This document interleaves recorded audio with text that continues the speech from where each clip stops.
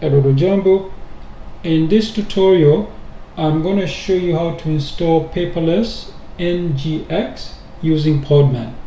Before I begin, quick reminder that every day I host a live stream. The live stream is usually about 2 p.m. Eastern Time.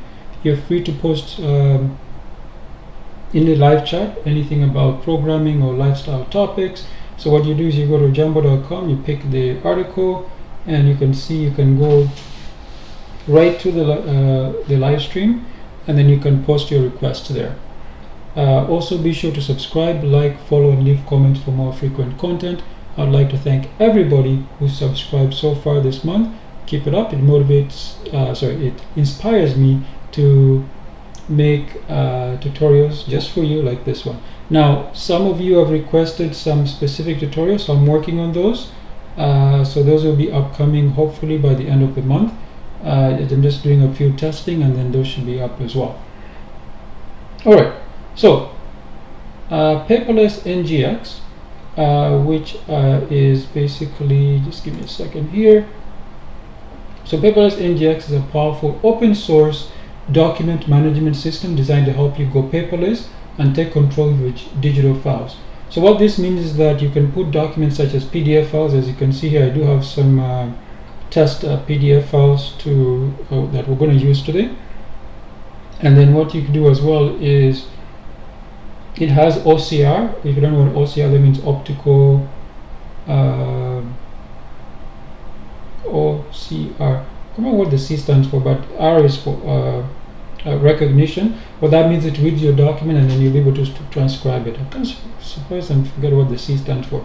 Anyway, so I'm going to walk you through a very simple installation of Paperless-ngx using Podman, which is an alternative to Docker, and it works great on Linux type systems. So this is great for if you want to self-host solutions and to better manage your documents. The reason I use Podman instead of Docker, you can follow along with Docker, it's a drop-in replacement. The reason I use Podman is because Podman is rootless. What that means is that even if you're in a shared server, or you have a server where you don't want to give a user root or super admin permissions, once Podman is installed, the user can install their own programs without interfering with anything else. Like, you don't need to give them root permissions. So that's what makes Podman fantastic, and I'll show you how easy it is to use to install Paperless-ngx.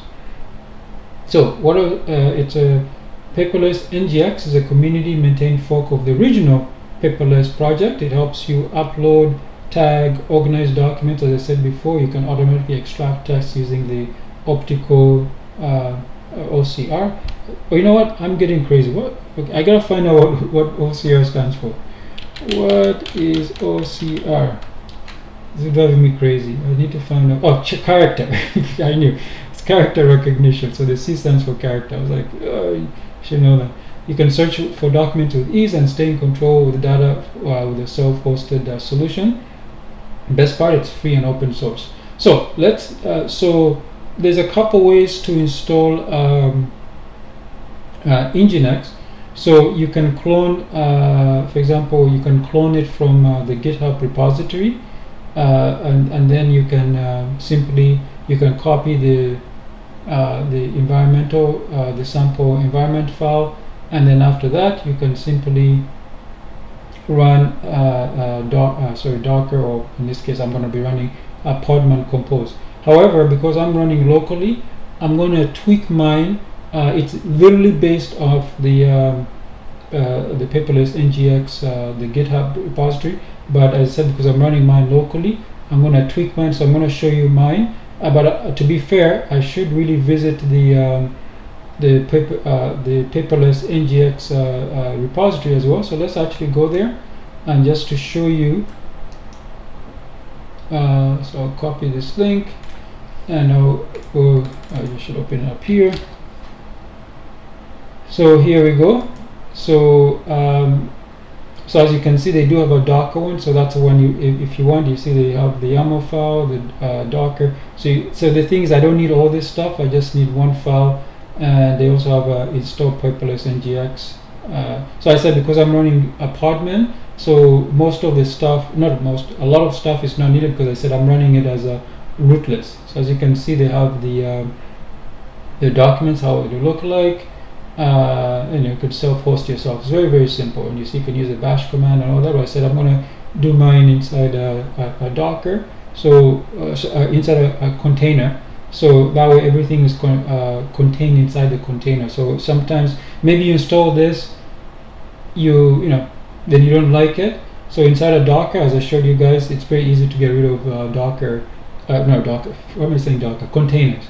Instead of having all this stuff mark up your operating system, especially on Linux, to install dependencies which you might not want or need. So I'm going to show you how to install it in a different way. We're just going to install everything using Podman instead. So let's get started. So here is my Docker. As I said, this is based off on the one right from their from the GitHub page. So I should actually, to be fair, I should actually be showing the BSC. It's Paperless-ngx. So you see, it's a community-supported supercharged document management system, which scans, indexes, archives all your documents. And you can see the latest release, actually released 3 days ago. So the latest version is 2.18.1. Okay. So as I said, you see it has all these comments. I believe it should be this Docker file. Let's go to Docker. Should be pretty much the same. Compose.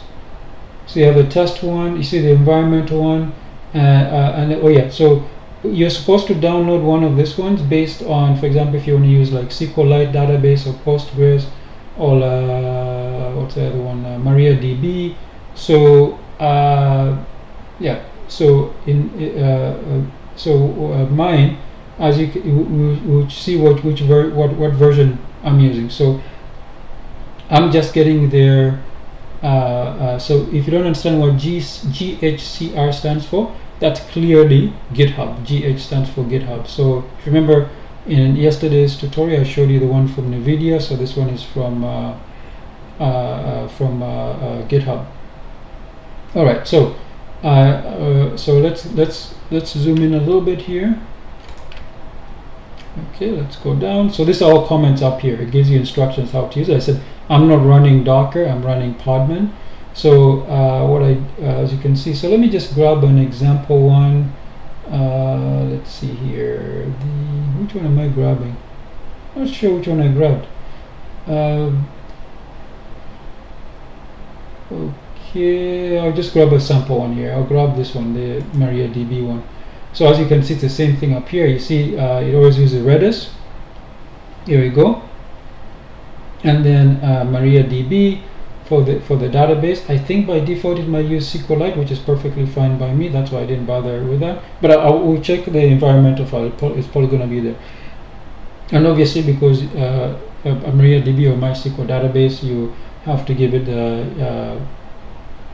the host database username, database user password, and etc. And obviously you need the root password when it's first installed to get it. And you see it also uses GH as well. So that's a paperless. That's against the latest version. So as you can see here, it's set to the latest version. Now it might be a little older. If I didn't delete it, I'll check. And they say restart unless stopped. This is very important. Otherwise, it will keep on stopping. You have to start it manually. So that's not good. And I'm going to map it to port A8000 because I'm not using that right now. But obviously, if this was in a production type environment or something else, I would use a different port number. Or if it was just a server, it's probably even map it to port 80, so it's available if you want to do it that way. Okay, and then you can see the volumes are the data, and then I have the media, and then export and consume, and then we have the I renamed my environmental file to podman-compose. Take a look at that, and this one is using Redis. Okay, so the volumes are data, media, and Redis data. So okay, now let's take a look at my Podman environmental file. So I'll grab it here, and it actually does have something. So if we actually go to the GitHub page and check out, for example, here, this Docker compose environmental file. So this is where you can set up the maps for the users. This is more needed for if you're not using like a Unix type system, or for example, like here, I can change the time zone. I'll change that when I set the things up, or when it's loaded, and some other things like different languages. I'm lucky enough, English is my first language, so I'll just stick to that. So I'm not going to change any of this, but you can if you want, and you can see it's literally the same as here. So I'm not going to touch any of that. However, if you want to, as I said before, for example, if you want a different language, if you want to change the URL here, you can do all those things. I said this is going to be localhost. I don't need to do I don't need to make any changes. Okay, so let me before I continue, I'm going to make another window a little bit bigger just in case somebody wants to do a live chat. Okay, what's going on here? Okay, there we go. Okay, so let's it's pretty straightforward. So what we're going to do is we're going to jump to the command line. So I don't even have a command line here open, so I'll open up the terminal, and I don't want to use the terminal. Terminal not very good. I use console. Okay, so the console I'm going to clean it up a little bit first, and then I'll make this easier for people who are running this in who are watching this video from what do you call it, vertical devices, basically mobile phones. So then you just type podman-compose space up, and then space -d. You don't need the -d. The -d just means you run detached, so you don't see all the log at the bottom. So I'm pretty confident because I've tested this before. So then I'll just run that, and you can see because I already had the container, so it downloaded very quickly, in just like that. And then you see it's running the server. Now let's see if the server is actually up, because sometimes this container is a little bit. So I think this one actually uses Node.js. So just type podman space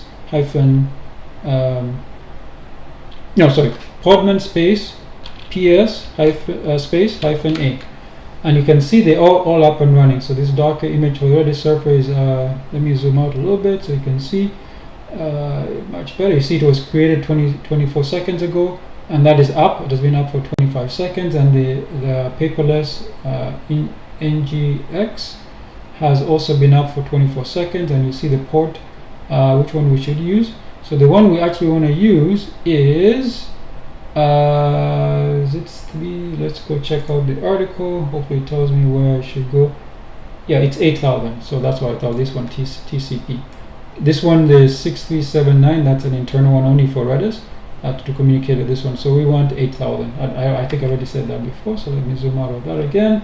Now let's go to I guess I need a web browser. Do I have a web browser open somewhere? Okay, I'll use Chromium.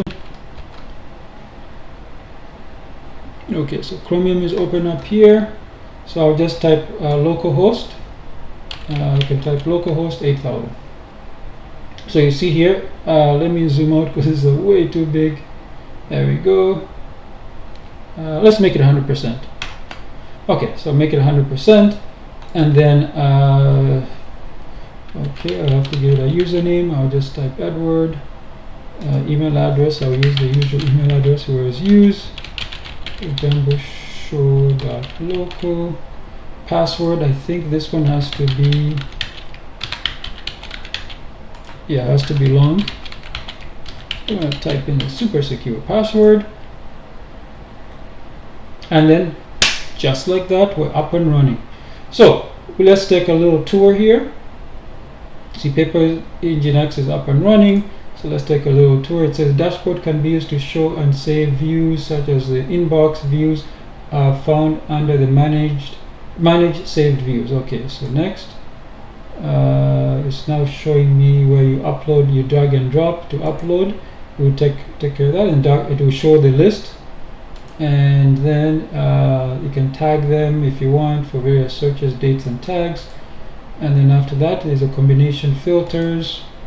We won't be using that because there's only going to be 2 documents, but yeah, you can search for all of them using tags corresponding document types, storage paths, etc. etc. Then you can also manage your email accounts for rules, automatically importing documents, and you can have different workflows and file tasks, and you can various tricks for the web app. and that's it. So I'm going to end this, and first thing I always do is let's go to settings.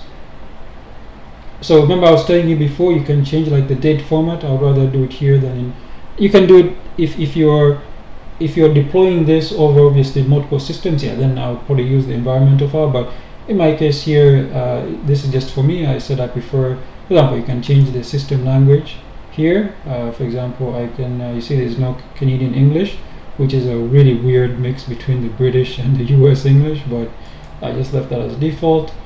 And you see you can change the date format. You can do short, medium, or long.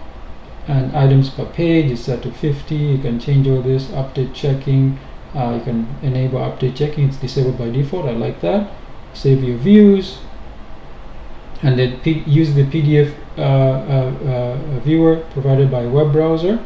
So it has an internal one, or you can use the one by the web browser. So obviously that will work great for, obviously, if you're on a desktop. If you're on a mobile device, that will not obviously work. So I would leave this unchecked for if I'm on the mobile device.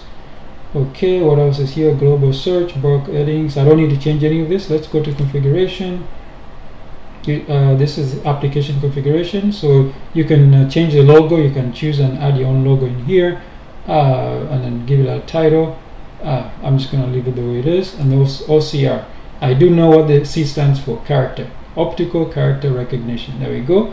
So as you can see, you can have, for example, the different ones. You can change the language here, the pages, clean. I just leave everything as default. I don't need to change this. And then the barcode settings, you can enable that.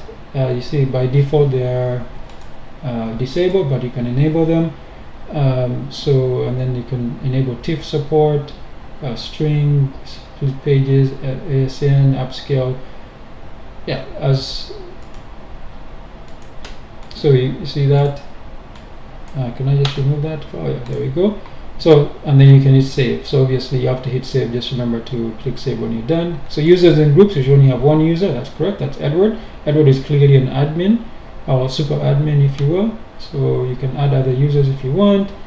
File tasks, we don't have any now. And then obviously there's logs. So logs right now is just me installing it and signing in. You see it created the initial super user, which was clearly me, myself.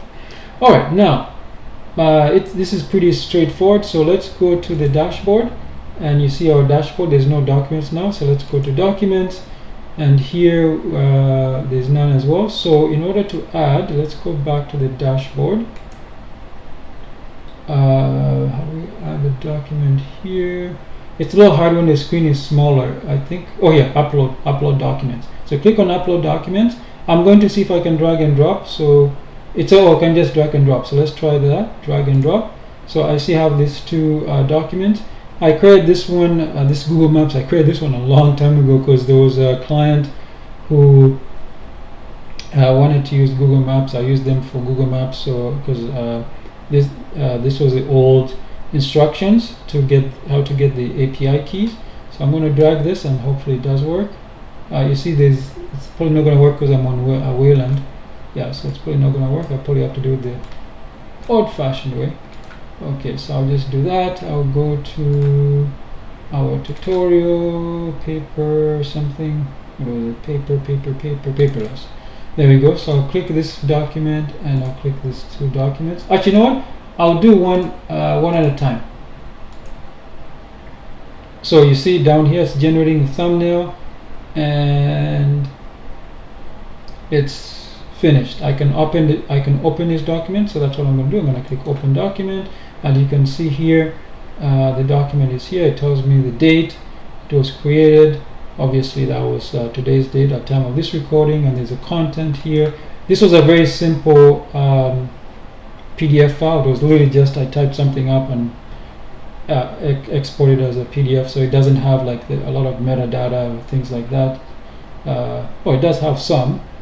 Obviously when it was added, so this is not what I mean is some of the data, like, you know, as an author, those type of things is what I mean to say. And obviously there's no notes, and there's some history here, but this history is just for uploading here. So There's nothing special about this one. You do have some actions. You can send it. You can rotate, delete pages, etc. So that's actually very, very handy. You can also, it's not just PDF files. I'm using PDF files as an example. So you can have what is that format Microsoft uses for their Word? Is it docx?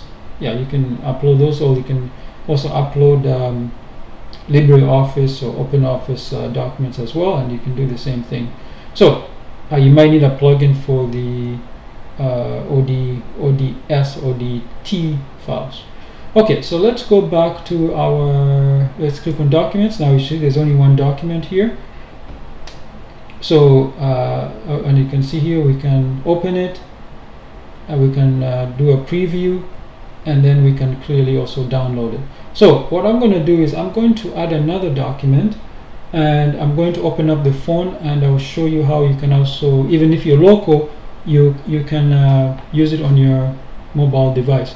Now, to use it on your mobile device, you need to have a relatively new one. So if your phone is at least from 2020, I believe, sorry, let me repeat that. If you have a non-Android device, that obviously iOS, it will work without any problems. Android devices, especially the ones that were, because it took Google a very long time to implement, the local host stuff. I don't know why, so it might not work. However, I do have a trick that will work on all devices, and I'll show you that. Obviously, you have to be on the same network. I mean, there are ways you can get away from it, but I'm just going to make it really simple. I'm just going to assume you're on the same network. I'll show you how to do it in a second. Alright, so what I'm going to do is I'm going to go back to the dashboard, and I'm going to upload another image. Let me see if the drag and drop works this time. So this time I'm going to use this programming course details PDF file. Oh, there we go. Now I can do it. And you can see it, I don't know, maybe that's a bug. Okay, so it's generating a thumbnail, and it's done. So I can open this document, and you can see here it's a course details. That is weird that that file was, it actually get the date 2023. Oh, very interesting. Oh, you know what it is? I think it's because this file, I downloaded it pretty recently, but the other file, I think it came from a computer that crashed. So I guess when I created it for my backup, it got the wrong date. That is really weird that it got this one right. So this one might have actually some let's go to the metadata. Does it have any weird metadata? No, this one also does not. It looks like it was created the same way I created my file. Okay, so there we go. And obviously, so the reason it's a little small here is obvious. It's actually much bigger, is because I crashed the screen. So I'm going to try it on the phone. So in order to use your phone, I'm going to show you the trick. What you do is, let's go back to the command line. You see on the command line here, if you're on a Unix system, you type ifconfig. So if you're on like BSD, if you're on Linux, if you're Mac OS, you type ifconfig, then it will give you information. I'll show you how to read that. If you're on if you have Bash, I guess, installed on Windows, you can use that. I'm not sure how to use the term. I think, what's it called? Windows something Linux. Yeah, I actually let me actually find out what that is. It's called WSL. What does that stand for? Windows subsystem. Windows subsystem for Linux. So if you have that, you might be able to also run ifconfig. Otherwise, I believe on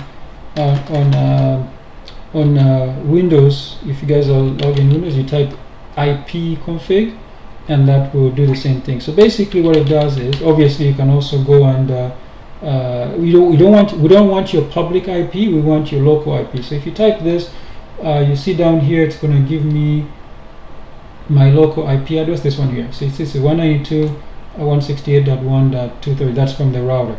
That's the number that I do want.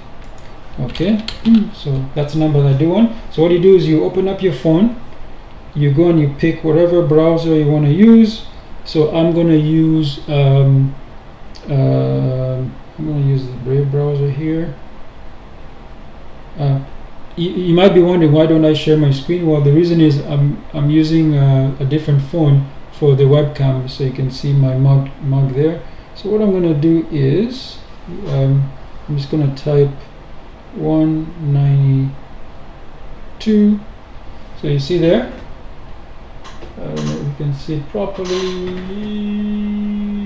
Yeah, right there.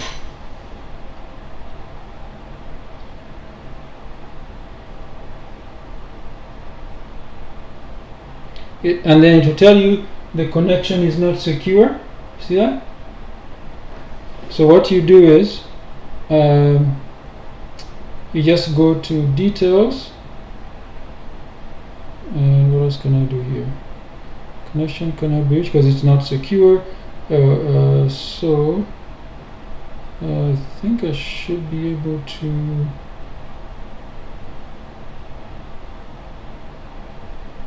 allow maybe this. Okay, I'm going to use a different browser. That's going to be a pain. Let me try Google Chromium browser. Let's try that. 192. Oh yeah, there we go. I'm using a Chrome browser. I forgot to put 8000. Hope you guys can see that. Alright. And you can see it will tell you how to log in. So you can log in, which I'm going to do in a second. Okay.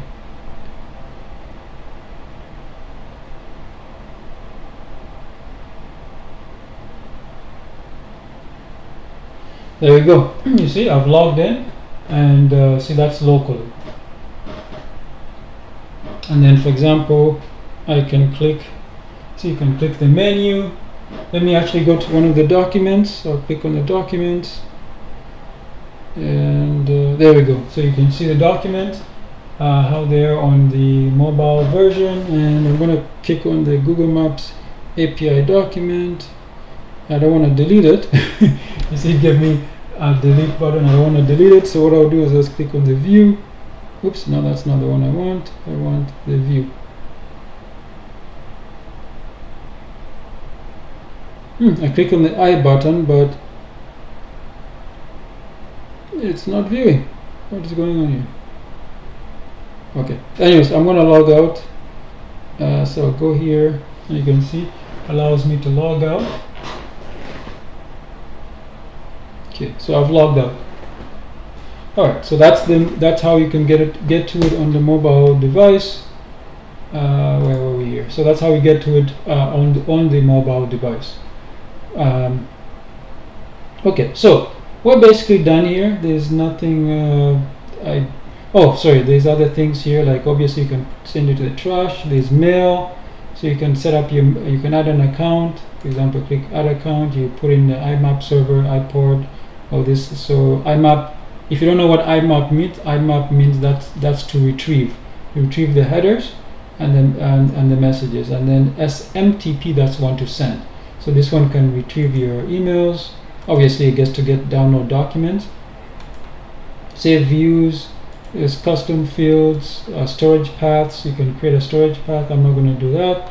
Then document types and tags. I haven't created any tags yet. You know what? Let's actually go create a tag before we go. So let's go to this one here. And see actions, more like this. No, that's not what I want. I want to, oh yeah, tags down here. So I'll call this maps. You see, I've now added a map, and then I'll leave it fine. So you see, it's added a tag there called map, and they can change the storage patch, document type. That's simple enough. It's a PDF. So there we go. Now if we go back to our document types, you see there's PDF. If we go to tags, there's maps. It's nice and simple. Is there anything else you guys want? I think that's pretty good. So I'm going to close all, close documents. I have unsaved changes. I also close them if they're open. I haven't made any edits, so that's perfectly fine. So we can go to, let's go back to our dashboard, and oh, what is this? initiating upload, etc. So I can clear all of them. There, I think that's good enough. So my profile, obviously, let's go to my profile. You can change your password, enable two-factor authentication. What else can I do here? Settings, I think we were in settings. Yeah, we were in settings before. And documentation, you go to paperless.ngx.com. So it's taking its sweet time here. I'm going to get, okay, fine. I don't know why that Cloudflare one is a little bit slow.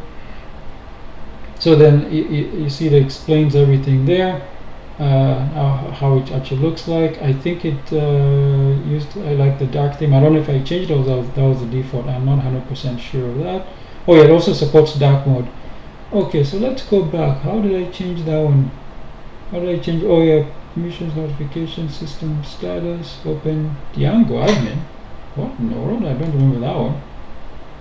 Huh, interesting. The Django.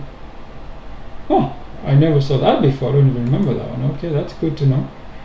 I can't remember how is it configuration? I don't remember how I changed it to dark mode. Maybe because it was a little bit bigger. That's one of the problems with the smaller screen. I can't really, what do you call it? I can't see everything because everything is so compressed. But anyway, I'm gonna log out because we're essentially done here.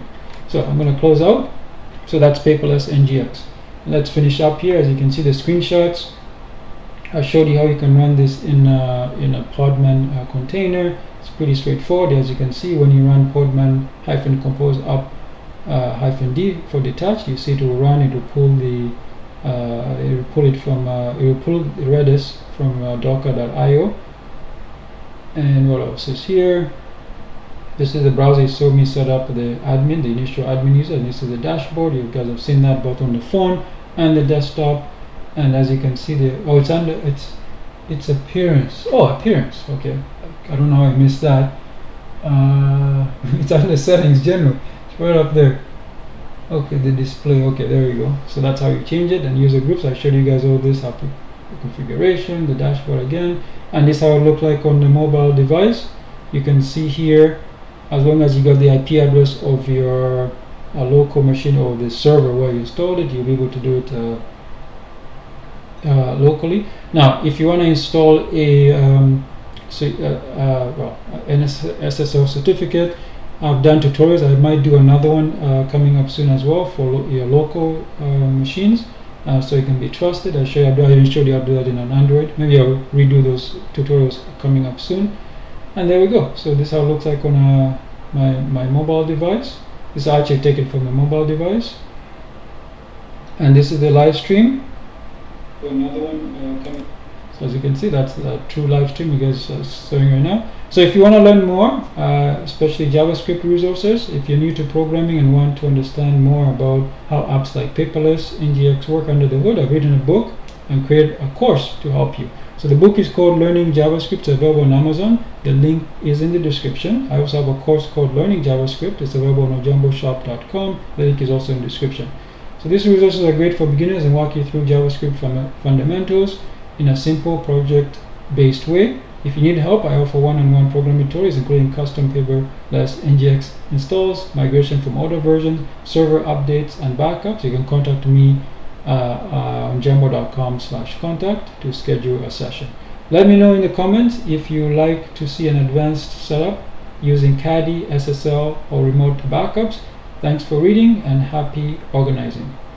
Before I close this up, I want to remind everybody that I do a live stream every single day. It's about 2 p.m. Eastern. And what you do is simply just go to ojambo.com and you can see, go to watch menu, live sub menu, you can see the topics for this and post-dated live streams. And also be sure to subscribe, like, follow, and leave comments for more frequent content. I would like to thank everybody who subscribed so far this month. It inspires me to make tutorials just like this one, just for you. And for everybody who requested, for example, I think it was like jellyfin inspired tutorial that's upcoming. I've finished it. It's really coming up really soon, before the end of this month. And then there's another one, I think it was, I found the name, it's called PeerTube. I have a PeerTube one where you can create your own YouTube.